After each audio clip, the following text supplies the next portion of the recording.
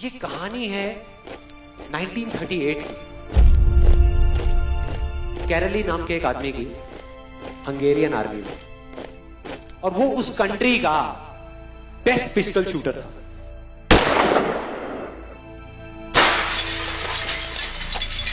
जितनी भी national championships हुई थी उस कंट्री में, उसको वो जीत चुका था।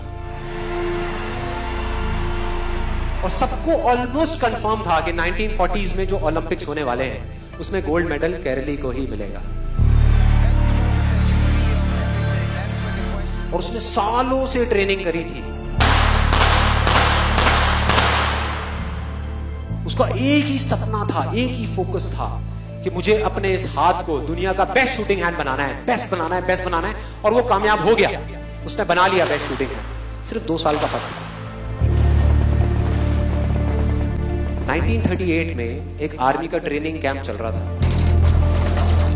क्योंकि वो आर्मी में था तो एक एक्सीडेंट हो गया।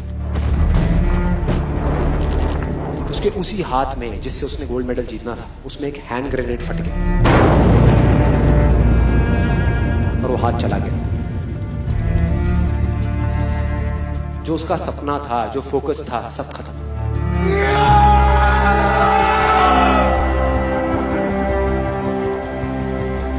उसके पास 2 रास्ते थे। एक तो ये कि वो बाकी की पूरी जिंदगी रोता रहे और कहीं जा करके छुप जाए, या अपना जो गोल था जिस पे उसने फोकस किया हुआ था उसको पकड़ करके रखे। तो उसने फोकस किया उस पे नहीं जो चला गया था, जो उसके पास नहीं था। उसने फोकस किया उस पे जो उसके पास था।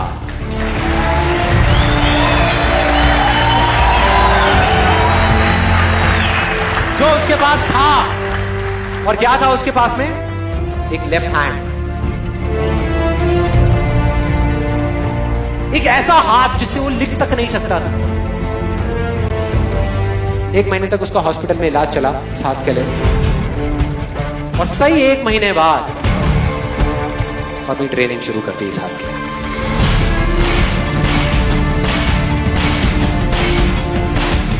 ट्रेनिंग के 1 साल बाद, मतलब कि 1939 में वो वापस आया। नेशनल चैंपियनशिप्स हो रही थी वहीं पे हंगरी में, और बाकी भी बहुत सारे पिस्टल शूटर्स थे वहां पर। उन्होंने जा करके उसको कांग्रेचुलेट किया। कहा कि यार देखो, ये होता है जज्बा, ये होती है स्पोर्ट्समैन स्पिरिट, कि इतना सब कुछ होने के बाद भी तुम यहां पर आए हो हमको देखने के लिए और हमारा हौसला बढ़ाने के लिए। किसी को नहीं पता था कि वो 1 साल से अपनी ट्रेनिंग कर रहा था लेफ्ट हैंड की। और उसने जवाब दिया, मैं यहां पर तुम्हारा हौसला बढ़ाने नहीं आया, तुम्हारे साथ कॉम्पीट करने आया हूं, तुमसे लड़ने आया हूं, तैयार हो जाओ। और कंपटीशन हुआ। बाकी सब वहां पर जितने भी लोग थे वो कॉम्पीट कर रहे थे अपने बेस्ट हैंड से। ये कॉम्पीट कर रहा था अपने ओनली हैंड से, ओनली हैंड से। कौन जीता? The man with the only hand, Karoly जीत गया। लेकिन वो यहां नहीं रुका। उसका गोल क्लियर था कि मुझे इस हाथ को इस कंट्री का नहीं, इस पूरी दुनिया का बेस्ट शूटिंग हैंड बनाना है। उसने अपना सारा फोकस उठा करके डाला 1940 पे, जब ओलंपिक्स होने वाले थे। लेकिन 1940s के ओलंपिक्स कैंसिल हो गए वर्ल्ड वॉर की वजह से।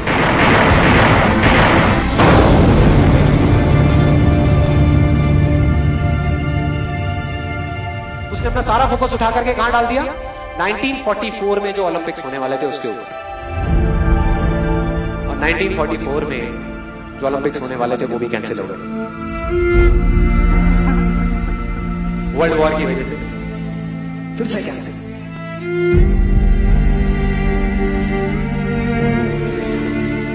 उसने अपना सारा फोकस उठा करके डाल दिया 1948 के ओलंपिक्स में। 1938 में उसकी एज थी 28 साल, 1948 में उसकी एज हो चुकी थी 38 इयर्स।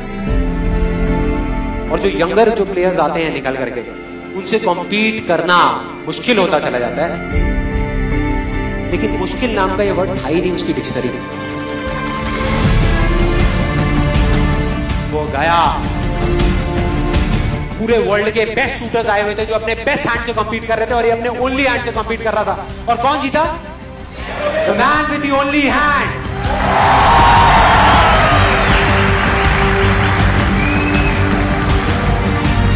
लेकिन वो तब भी नहीं रुका। 1952 ओलंपिक्स, दोबारा कॉम्पीट किया उसने, और इस बार गोल्ड मेडल कौन जीता? गैरल ली। 4 साल बाद दोबारा से, और पूरी की पूरी हिस्ट्री को बदल करके रख दिया ओलंपिक्स। इस पर्टिकुलर कंपटीशन में उससे पहले किसी भी एथलीट ने लगातार 2 गोल्ड मेडल्स नहीं जीते।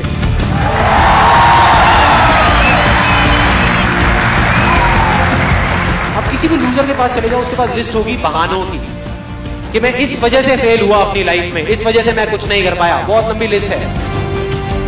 और दूसरी तरफ विनर के पास चले जाओ, उसके पास में 1000 वजह होगी वो ना करने की जो वो करना चाहता है, सिर्फ एक वजह होगी वो करने की जो वो करना चाहता है, और वो कर जाएगा।